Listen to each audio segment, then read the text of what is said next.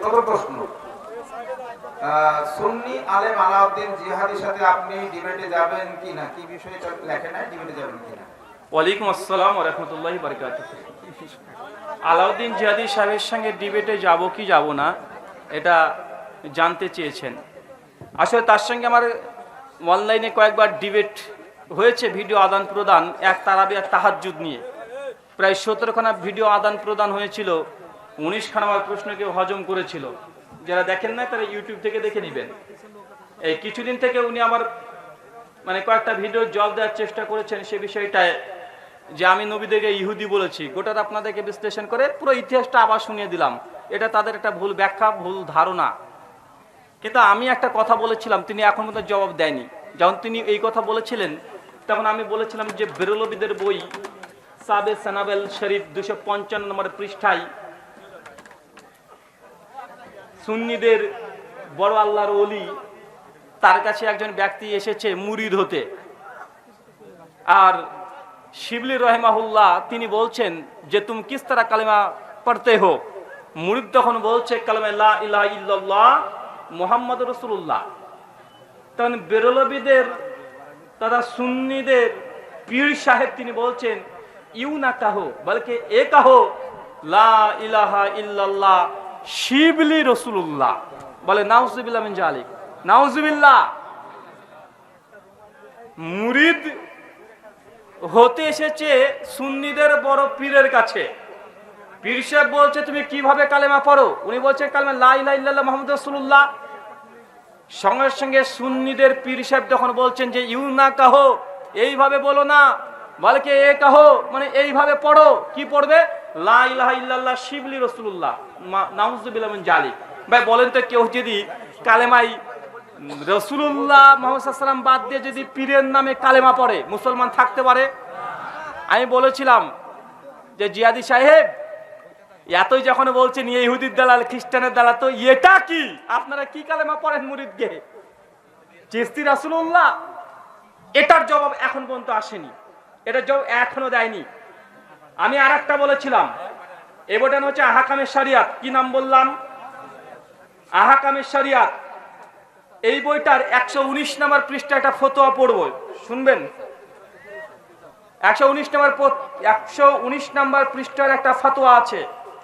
এই ফতোয়াটা আপনাদের জেনে রাখাও ভালো হবে। বইটার নাম হচ্ছে আহকামের শরিয়াত। কি বইয়ের নাম? আর এই বইটা যেমন তেমন লেখক না, এই বইয়ের লেখকের উপরে একটা কলম ধরার মতো হিম্মত গোটা বিশ্বের কোন সুন্নিদের হবে না, তথাকথিত যেসব সুন্নিগুলো আছে।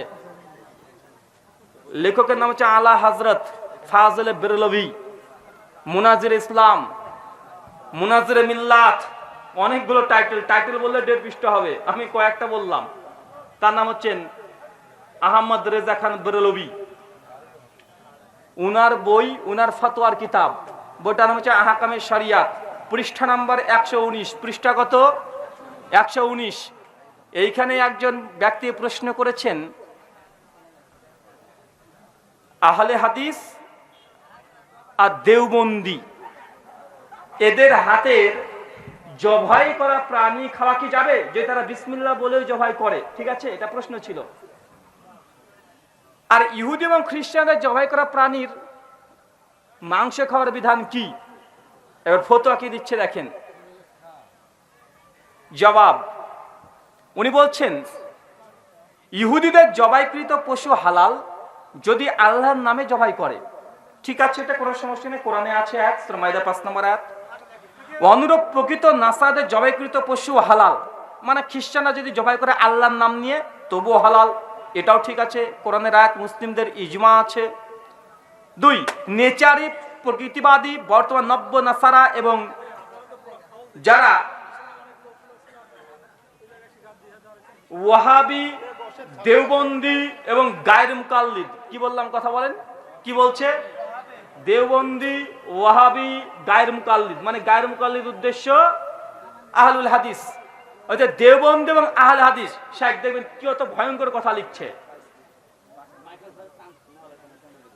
এসব জবাইকৃত পশু নাপাক। বলছে কোন দেওবন্দি যদি কোনো প্রাণী জবাই করে আল্লাহর নাম নিয়ে এবং আহলে হাদিস, মনে হয় পীর সাহেবের কথা বলছি তো, পীরে বনে কারামতি দেখাচ্ছে।